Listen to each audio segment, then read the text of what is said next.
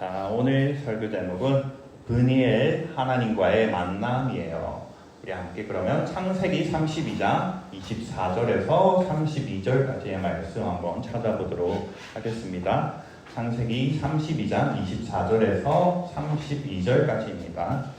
네, 다 찾았으면 같이 큰 목소리로 한번 읽어보도록 하겠습니다. 야곱은 홀로 남았더니 어떤 사람이 날이 새도록 야곱과 씨름하다가 자기가 야곱을 이기지 못함을 보고 그가 야곱의 허벅지 관절을 치매 야곱의 허벅지 관절이 그 사람과 씨름할 때에 어긋났더라. 그가 이르되 날이 새려하니 나로 가게 하라. 야곱이 이르되 당신이 내게 축복하지 아니하면 가게 하지 아니하겠나이다. 그 사람이 그에게 이르되 내 이름이 무엇이냐? 그가 이르되 야곱이니이다. 그가 이르되 내 이름을 다시는 야곱이라 부를 것이 아니요 이스라엘이라 부를 것이니 이는 내가 하나님과 사람들과 겨루어 이겼음이니라. 야곱이 청하여 이르되 당신의 이름을 알려주소서. 그 사람이 이르되 어찌하여 내 이름을 묻느냐 하고 거기서 야곱에게 축복한지라. 그러므로 야곱이 그곳 이름을 브니엘이라 하였으니 그가 이르기를 내가 하나님과 대면하여 보았으나 내 생명이 보존되었다 함이더라. 그가 브니엘을 지날 때에 해가 돋았고 그의 허벅다리로 말미암아 절었더라. 그 사람의 야곱의 허벅지에 있는 동부의 힘줄을 쳤으므로 이스라엘 사람들이 지금까지 허벅지 관절에 있는 동부의 힘줄을 먹지 아니하였더라. 아멘. 자, 여기에 누가 있나요? 아기 에서와 야곱이 있습니다. 에서와 야곱은 쌍둥이였어요. 형 에서는 엄마 뱃속에서 먼저 나왔어요. 뒤이어서 나온 게 바로 야곱이었습니다. 동생 야곱이 뒤에서 나오게 되었습니다. 그런데 야곱은 태어날 때부터 자 볼까요? 에서의 발꿈치를 붙잡고 나왔다고 합니다. 그래서 이름도 야곱이라고 지었다고 해요. 야곱이라는 것은 그가 발꿈치를 잡았다라는 의미를 가지고 있거든요. 무슨 의미를 가지고 있다고요? 그가 발꿈치를 잡았다. 네, 맞아요. 야곱이 발꿈치를 잡았어요. 그런데요, 야곱은 정말 이름 그대로 살아가게 됩니다. 야곱은 평생을 자꾸만 무언가를 붙들려고 합니다. 무언가를 움켜쥐려고 해요. 그럼 어떤 일들이 있었는지 전도사님이 지금부터 이야기해 주도록 하겠습니다. 자, 에서의 MBTI는 아마도 E였던 것 같습니다. 나가서 노는 걸 좋아한다고 했어요. 에서는 들로 나가서 사냥하는 걸 굉장히 좋아했다고 합니다. 자, 그러면 그 야곱의 MBTI는 뭐였을까요? 네, I였던 것 같아요. 성경을 보면은 정말 집돌이였다는 것을 우리가 알 수가 있습니다. 그런데 어느 날 야곱과 에서 사이에 불미스러운 일이 발생했다고 합니다. 자, 형 에서가 무엇을 좋아한다고 했나요? 형 에서는 사냥을 좋아한다고 했어요. 자, 사냥을 마치고 이제 돌아와서 한창 허기질 때였어요. 킁킁 냄새를 맡았는데 맛있는 냄새가 났어요. 그게 뭐였을까요? 네, 맞아요. 아니다 다를까 동생 녀석이 이제 팥죽 먹방을 하고 있었어요. 우리도 정말 그렇잖아요. 물놀이를 하고 나면 얼마나 배가 고파요. 수영하고 나면 정말 배가 고픕니다. 그래서 팥죽 냄새를 맡으면서 이제 먹고 싶어 하는 마음이 생겼죠. 그래서 에서는 팥죽 한 그릇만 줄래? 하고 동생에게 부탁을 합니다. 네, 이쪽에 보면 팥죽 한 그릇만 줄래? 부탁을 한 걸 볼 수가 있습니다. 그런데 야곱의 MBTI는 J였던 것 같아요.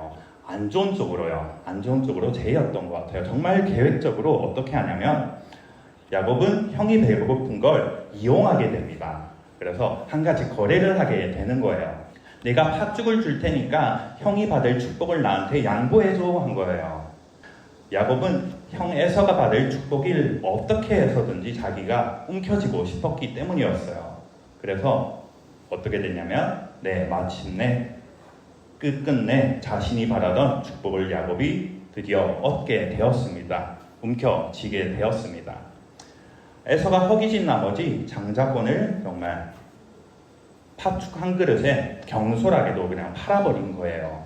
그러면 이것 말고도 다른 이야기들이 있었거든요. 얘도 어떤 일들이 있었는지 우리가 한번 보도록 하겠습니다.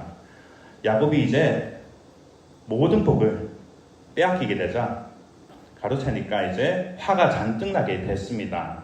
야곱을 당장이라도 죽여버릴 것 같은 표정이었어요. 자, 어때요? 정말 화나 보이죠? 야곱을 금방이라도 죽여버릴 것 같은 기세였습니다.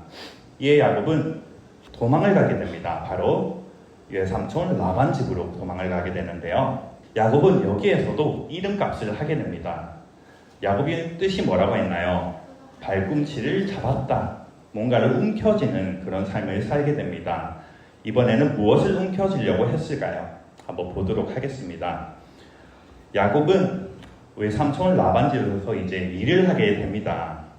일을 하게 됐는데 라반에게는 두 딸이 있었거든요. 첫째와 둘째 이렇게 두 명이 있었는데요. 바로 레아와 라헬이었습니다. 그런데 야곱은 레아보다도 라헬을 좋아했던 것 같아요. 야곱이 이번에 라헬을 자기 손에 움켜쥐고자 했습니다. 그래서 야곱은 외삼촌과 한 가지 약속을 한 거예요.